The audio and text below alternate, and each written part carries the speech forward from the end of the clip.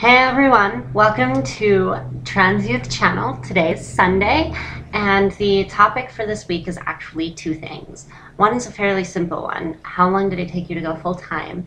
And then the second one is a little bit more inclusive about being self-conscious about looking like a drag queen and actually looking like a drag queen. So the first topic, I actually just talked about this Friday on my personal channel. Going full time, I'm on the cusp of it. Like, if I get this job for a job interview that I have on Tuesday, I'll be full time. I'll be female. So what I have to say for that, I came out late June, early July of 2010. So it's been 8 months. 8 months to go full time. Important thing, I'm kind of jumping the gun a little bit. Think about it. The reason I'm doing it is because the advantages outweigh the disadvantages. So I'm going to be doing it. Even though I don't have hormones yet and I don't have electrolysis. One thing that is important to think about, with laser, I guess it's fine. I guess it's okay. I would suggest you do electrolysis before going full-time because it requires that you grow out the hair. And it's electrolysis, you're probably getting it. It's probably going to do something to your skin. You don't want to be walking around looking like that. I will be, of course, because I really want to go full-time. Either way, that's what I'm saying. Think about it. It took me 8 months, but don't rush it. Moving on, the whole thing, the whole drag queen question will be split into two. One will be if you feel like a drag queen, but you don't necessarily look like one. And if you look like one, first, if you feel like one and you're self-conscious, don't worry about it. It'll go away. Best thing of advice, don't stress it. Flaunt the large things and downplay the small things. Like, I'm really self-conscious too, but I don't let it bother me in my daily life. I'm self-conscious about my nose, it's too big, my arms, oh my god, I'm never flexing again. I don't like muscle. And then there's like, my voice makes me incredibly self-conscious, and everything like that. But as much as they bother me, I don't let it. Like, in the moment, I'm worrying about it. But in my daily life, I don't care. If someone tells me that I look like a drag queen, I don't care. If someone tells me that my nose is too large, I don't care. And then my voice, I won't let it stop me from answering a question in class. I'll talk, no matter how fake girl it sounds. So that's what I'm saying. Like, get over it. That's pretty much it.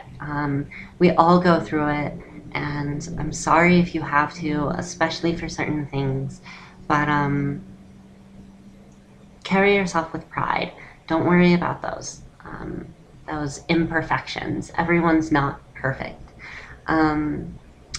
Now, if you actually look like a drag queen, on the other hand, that's big. I would stop that. If someone tells you that you look like a drag queen, there's several things you can do to stop it. First and foremost, tone it down. The way that drag queens look is basically way over the top. It's way up there. Don't overdo it. They are supposed to be the epitome of female. They're supposed to be the caricature of a woman, and they're supposed to be the epitome. You're not. You're a girl. There's a difference between being a normal girl and being the epitome of woman. And normal women aren't the epitome of women. Sorry, they aren't. You don't see normal women walking around with 3-foot-inch feathers in their hair, in a corset and halter top. You don't see that. You'll see a halter top, of course, but it's not going to be like incredibly flashy, a billion different colors, glitter everywhere, and everything like that. They also have mannerisms. They're masters of mannerisms, and they're masters of makeup. You can be a master of makeup, and you can be a master of mannerisms, but they do it to make sure you see it.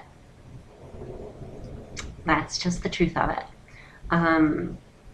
You're just doing it because you're you.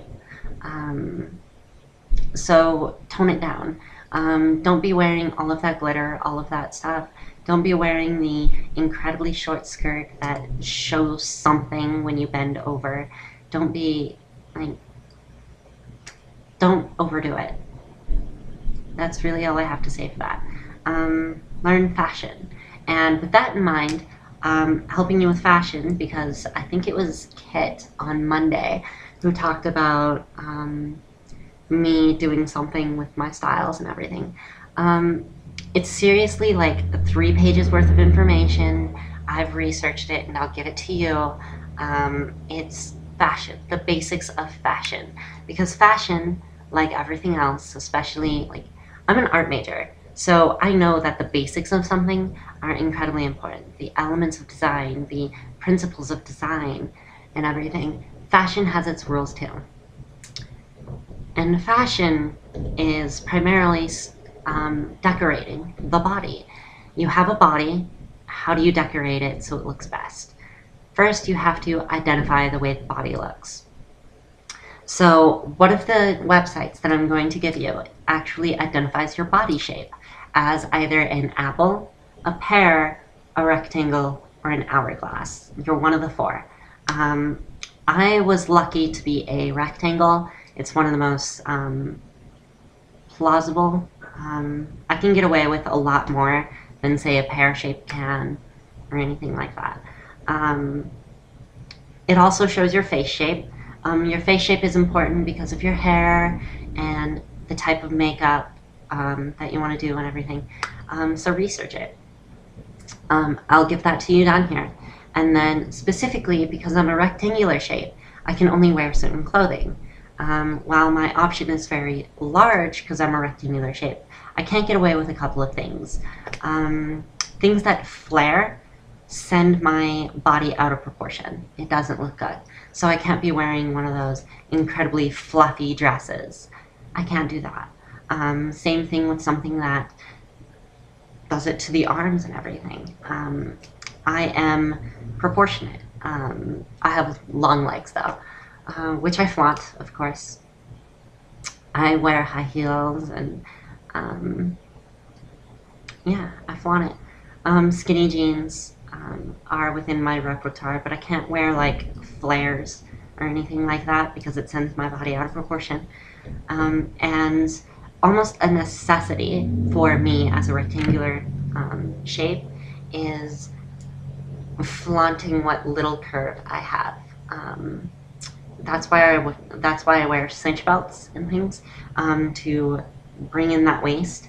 And then when I'm wearing skirts or tops or something, I wear the ones that flare out at the bottom to give me hips. And I'll wear tops that move down and show what small amount of cleavage that I do have. I don't actually have cleavage, but I do have fake boobs, but still it shows. High collars and a lot of jewelry, they detract from the rectangular shape and make it look like an hourglass shape. And that's what I do. So I'll link to both of those. And just to summarize, if you're feeling self-conscious, don't worry about it. If you're actually looking like a drag queen, tone it down, learn a bit of fashion. And if you're thinking about going full-time, consider where you are in your life. Consider if you can get a job as a female, consider if you can, or male for that matter, and consider it. Don't rush it. So yeah, that's pretty much it. And thank you for watching, and it's Sunday, and I hope to see you next week. All right, bye guys.